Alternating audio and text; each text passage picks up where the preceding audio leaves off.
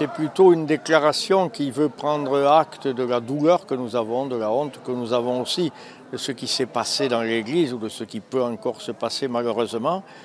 Et quand même aussi un encouragement à toute la communauté chrétienne de vivre notre foi dans l'espérance. Le pape François ayant écrit une lettre à tout le peuple de Dieu, nous voulons exprimer que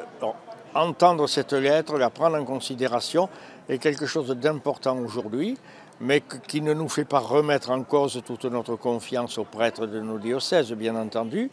mais qui nous engage chacun et chacune à une vérité et à un appel de cohésion entre notre foi et notre vie.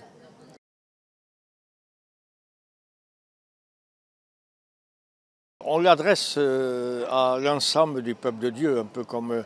le pape l'a fait dans la sienne, hein, à l'ensemble des composantes de l'Église, hein, les prêtres, laïcs, religieux, religieuses, disant